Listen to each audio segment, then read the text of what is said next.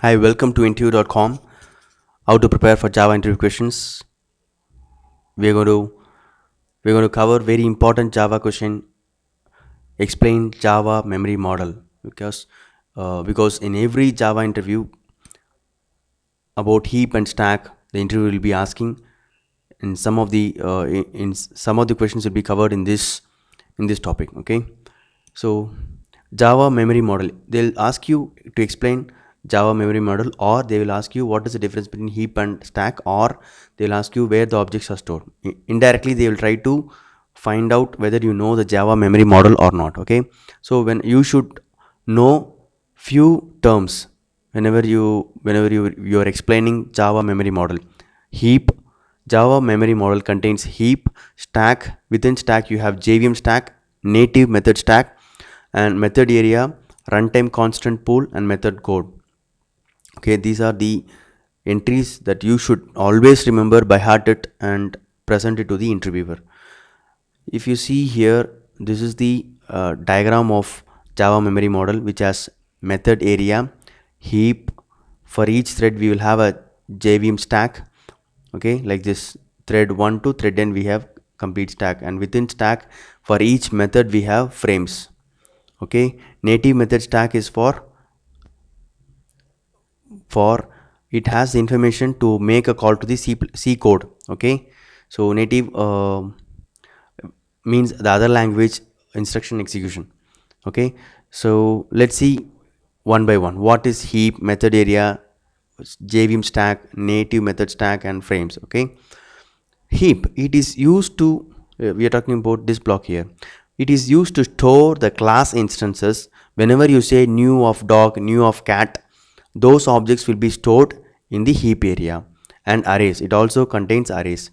To reclaim the memory occupied by the unused objects, JVM JVM uses its own garbage collector. JVM has its own garbage collector which runs as a daemon thread. That means background thread, and it is used to reclaim unused objects from the heap memory. Okay.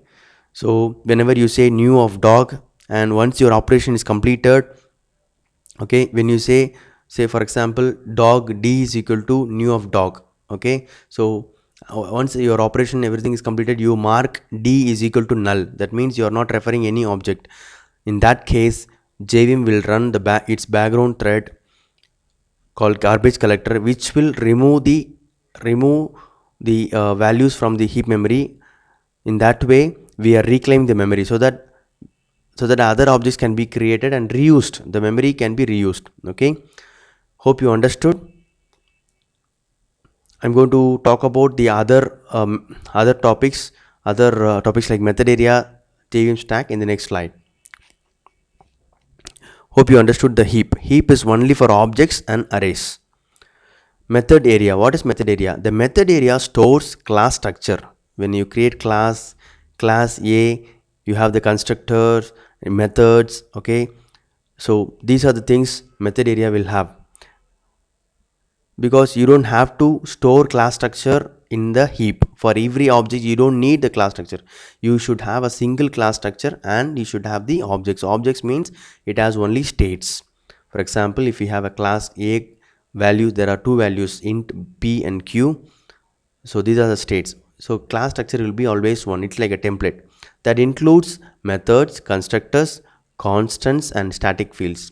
Okay, this can be garbage collected sometimes. These class structure can also be garbage collected. How? If a class becomes unreferenced by application, then JVM will unload this class by using the garbage collection. Okay, so from method area it will remove the class structure. Okay, I just talked about this one. If you have 100 classes, class 1 to class n, okay, so it will have method code, constructor, the variable names, the complete methods, constructors, constants, static fields it will have. Let's talk about stack. For each thread a stack will be allocated. See here, for each thread a stack will be allocated.